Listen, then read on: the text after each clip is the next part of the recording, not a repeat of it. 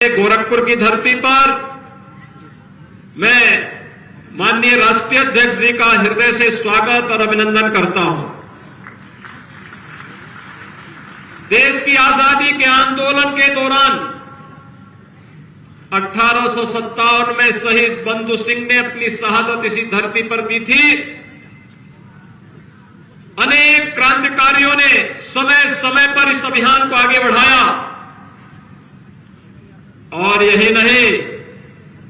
गोरखपुर क्षेत्र ही है जिस गोरखपुर क्षेत्र में जन्मे शहीद मंगल पांडे ने देश के प्रथम स्वतंत्र समर की अलख को जगा करके विदेशी हुकूमत की चूलों को हिलाने का कार्य किया था। यही वह धरती है जहां पंडित राम प्रसाद बिस्मिल ने भारत की स्वाधीनता के लिए अपनी शहादत दी थी, अपना बलिदान दिया था। और आज दुनिया के सबसे बड़े राजनीतिक दल के राष्ट्रीय अध्यक्ष के रूप में माननीय श्री जगत प्रकाश नड्डा जी का मार्गदर्शन गोरखपुर क्षेत्र के बूथ अध्यक्षों और पदाधिकारियों को प्राप्त होगा। मैं इस अवसर पर आप सभी कार्यकर्ताओं की ओर से माननीय राष्ट्रीय अध्यक्ष जी का हृदय से स्वागत और अभिनंदन करता हूं। आज के इस कार्यक्रम में उपस्थित भारतीय जनता पार्टी के प्रदेश के प्रभारी पूर्व केंद्रीय मंत्री माननीय श्री राधा मोहन सिंह जी, भारतीय जनता पार्टी के प्रदेश के अध्यक्ष माननीय श्री स्वतंत्र देव सिंह जी, प्रदेश महामंत्री संगठन श्री सुनील बंसल जी, गोरखपुर क्षेत्र संगठन के प्रभारी राष्ट्रीय मंत्री श्री अरविंद बैनर्जी, सह चुनाव प्रभारी और माननीय सांसद श्री विवेक ठाकुर जी, आज के इस कार्यक्रम में उपस्थित केंद्रीय मंत्री माननीय श्री पंकज चौधरी जी, उत्तर प्रदेश सरकार में मेरे सहयोगी मंत्रीगण श्री स्वामी प्रसाद मौर्य जी, सूर्य प्रताप शाही जी, दारा सिंह चौहान जी, जय प्रताप सिंह जी, जयप्रकाश निषाद जी, सतीश चंद्र द्विवेदी जी, श्री राम चौहान जी, उपेंद्र तिवारी जी, आनंद स्वरूप शुक्ल जी, पूर्व केंद्रीय मंत्री माननीय सांसद श्री शिव प्रताप शुक्ल जी, माननीय सांसद नीरज शेखर जी, सकलदीप राजभर जी, जयप्रकाश निषाद जी, श्री हरीश द्विवेदी जी, डॉक्टर रमापति राम त्रिपाठी जी, श्री जगदंबिका पाल जी, श्री रवि किशन जी, श्री विजय दुबे जी, श्री कमलेश पासवान जी, श्री रविंद्र कुशवाहा जी, श्री वीरेंद्र सिंह मस्त जी, श्री प्रवीण निषाद जी, गोरखपुर के महापौर सीताराम जायसवाल जी, जिला पंचायत अध्यक्ष श्रीमती साधना सिंह जी, और आज के इस कार्यक्रम के संयोजक क्षेत्रीय अध्यक्ष डॉक्टर धर्मेंद्र सिंह जी और उनकी पूरी टीम, इन सभी पदाधिकारी और माननीय जनप्रतिनिधियों का, आप सभी बूथ अध्यक्षों का भी मैं इस अवसर पर हृदय से स्वागत करता हूं, अभिनंदन करता हूं। भाइयों बहनों, 2022 का उत्तर प्रदेश विधानसभा का चुनाव, यह स्वाभाविक रूप से देश और दुनिया के आकर्षण का एक केंद्र बिंदु बन रहा है और बनेगा भी, क्यों नहीं। देश के सबसे बड़ी आबादी के राज्य का चुनाव,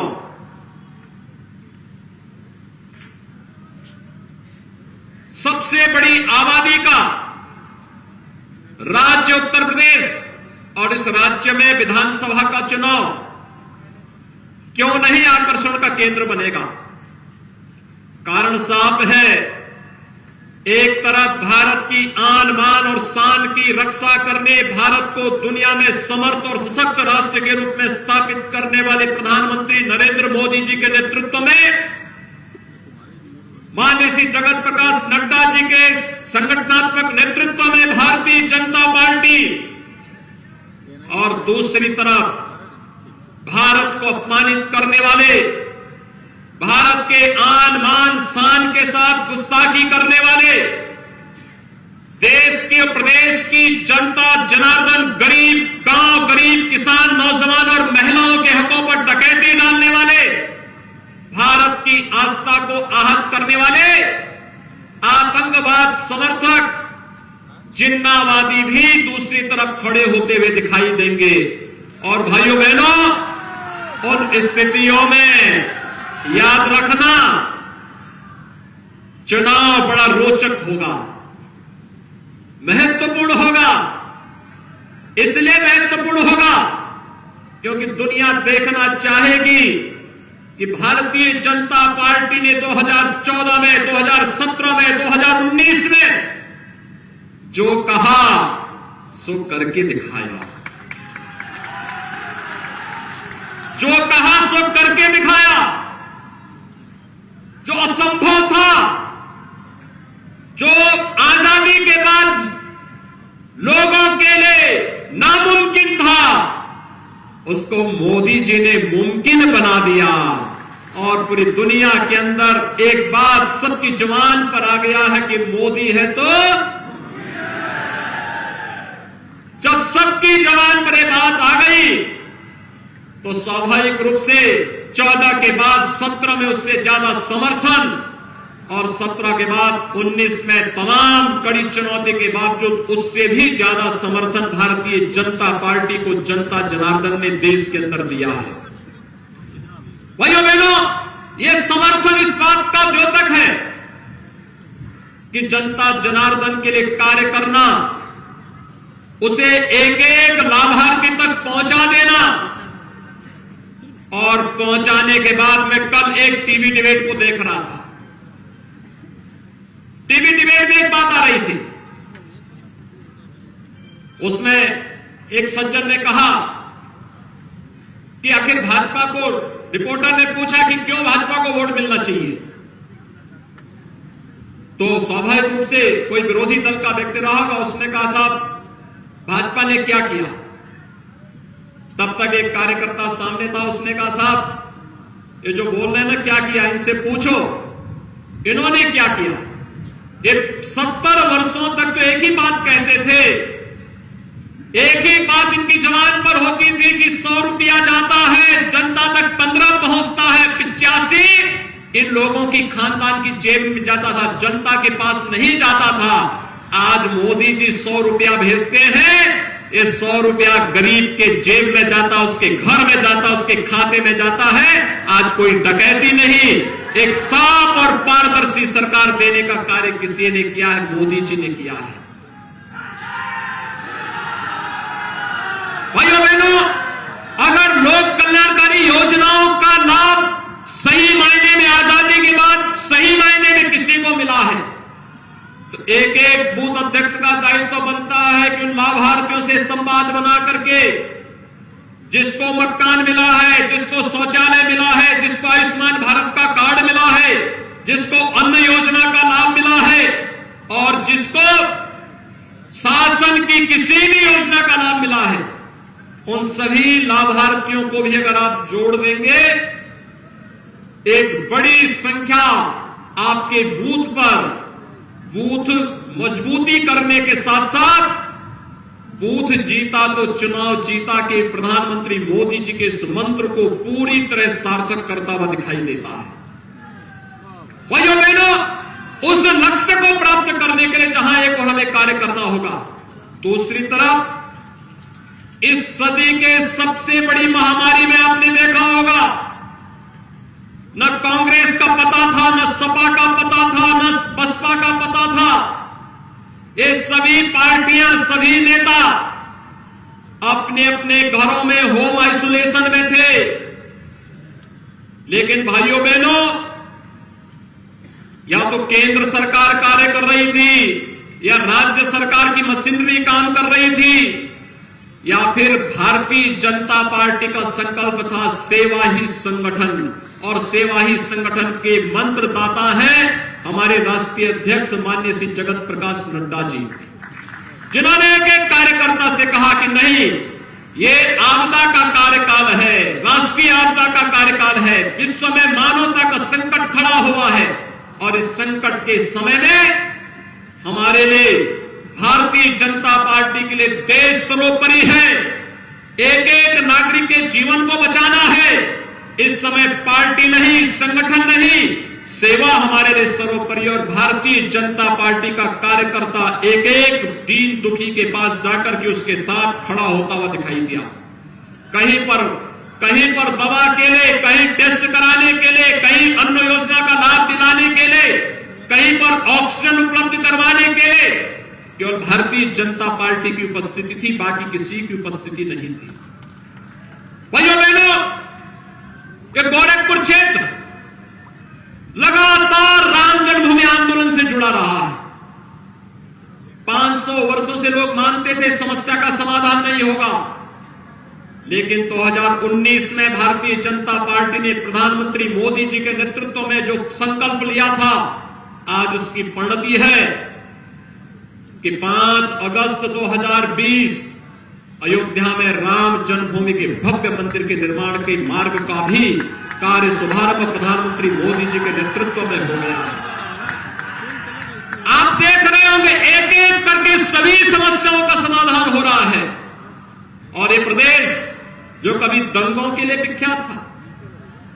जिस प्रदेश में माफिया सिर चढ़ करके बोलते थे, जिस प्रदेश में माफिया की जहां मर्जी आती है उस जमीन पर कब्जा करके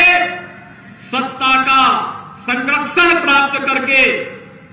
किसी के भी गरीब को, किसी भी व्यापारी की जमीन पर, किसी भी सार्वजनिक जमीन पर कब्जा कर लेते थे। आज तो आप देख रहे होंगे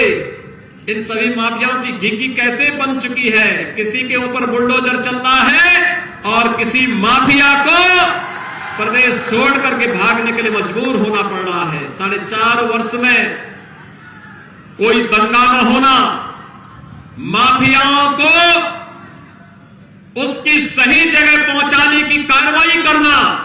इसलिए संभव हो पाया है क्योंकि भाजपा ने एक मजबूत सरकार दी है, मजबूत इरादों की सरकार दी है। कमजोर सरकारें होती आज इस बुलडोजर से वही कर रहा है जो माफियाओं का सरपरस्त था, वही भयभीत है क्योंकि उसे मालूम है कि जनता की जो गाड़ी कमाई इन्होंने समेटी है, ये बुलडोजर एक एक करके उस सारी गाड़ी कमाई को फिर प्रदेश के विकास में लगाने का कार्य एक न एक दिन कर दे करके रहेगा। और आज भाइयों बहनों वह सर्वत्र देखने को मिल रहा है और इसीलिए आपके पास तमाम मुद्दे हैं और उस मुद्दे के साथ एक एक बूथ की मजबूती के लिए कार्य करना, उस अभियान के साथ जुड़ना। और जो प्रधानमंत्री मोदी जी का मंत्र है कि बूथ जीता तो चुनाव जीता, बूथ जीता तो चुनाव जीता के इस कार्यक्रम के साथ भारतीय जनता पार्टी को एक एक बूथ को संभालने की जिम्मेदारी बूथ अध्यक्षों की, बूथ की टीम की, पन्ना प्रमुख की, इस अभियान के साथ अगर हम आगे बढ़ गए तो भाइयों बहनों 2019 में आपने महागठबंधन को पूरी तरह पछाड़ करके राजनीतिक रूप से उन्हें नेस्तनाबूद करने का काम किया था। और 2022 का चुनाव उतना चैलेंजिंग नहीं, लेकिन कुछ लोग आपको चुनौती देने के लिए जब कोई आ ही गया है, अखाड़े में जब कोई जबरदस्ती किसी पहलवान को चुनौती दे तो पहलवान को भी बहुत मजबूती से उसका सामना करने के लिए अपने आप को तैयार कर लेना चाहिए। और उसी आह्वान के साथ आज यहां राष्ट्रीय अध्यक्ष जी आप सबका आह्वान करने के लिए आए हैं। एक बार फिर से मैं आज के इस गोरखपुर क्षेत्र के बूथ अध्यक्ष सम्मेलन में माननीय राष्ट्रीय अध्यक्ष जी का आप सभी कार्यकर्ताओं की ओर से हृदय से स्वागत करता हूं, अभिनंदन करता हूं। भाइयों बहनों, माननीय राष्ट्रीय अध्यक्ष जी का मैं इसलिए भी अभिनंदन करता हूं। ये गोरखपुर में जो मेडिकल कॉलेज बन रहा है ना, एम्स बन रहा है, इस एम्स का शिलान्यास प्रधानमंत्री मोदी जी से 2016 में माननीय नड्डा जी ने ही कराया था। उस समय आप केंद्र में स्वास्थ्य और परिवार कल्याण मंत्री थे। आज जितने मेडिकल कॉलेज बन रहे हैं, प्रधानमंत्री मोदी जी की परिकल्पना को जमीन पर उतारने के लिए, चाहे वहां देवरिया में देवराहा बाबा मेडिकल कॉलेज हो, कुशीनगर का मेडिकल कॉलेज हो, सिद्धार्थनगर में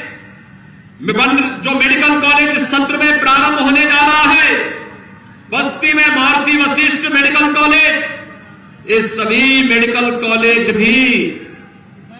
स्वास्थ्य और परिवार कल्याण मंत्री रहते समय देश के स्वास्थ्य और परिवार कल्याण मंत्री के रूप में उस परिकल्पना को साकार करने का कार्य आपने किया था। और यही नहीं, Biyadi medical college, super speciality block के निर्माण की कार्रवाई को भी आपने स्वयं गोरखपुर में आकर उसका शिलान्यास किया था, जिसने कोरोना के दौरान पूर्वी उत्तर प्रदेश के लोगों के लिए रामबाण साबित हुआ था। इसने उपचार का बेहतर माध्यम दिया था। इसलिए भी मैं माननीय राष्ट्रीय अध्यक्ष जी का संगठन के राष्ट्रीय अध्यक्ष के रूप में गोरखपुर पधारने पर हृदय से स्वागत और अभिनंदन करता हूं। आप सभी बूथ अध्यक्षों का, कार्यकर्ताओं का, मैं भी आ रहा था, लंबी लाइन लगी हुई है यहां पर आने के लिए। दूर दूर से लोग आ रहे हैं, मऊ से, आजमगढ़ से, बलिया से, सिद्धार्थनगर के कोने कोने से, बस्ती से, संत कबीर नगर से, महाराजगंज से, कुशीनगर से, देवरिया से, अलग अलग जनपदों से सभी कार्यकर्ता आ रहे हैं। तो इतनी दूरी से आप लोग यहां पर पधारे हैं, आप सभी का मैं हृदय से अभिनंदन करता हूं। धन्यवाद। जय हिंद।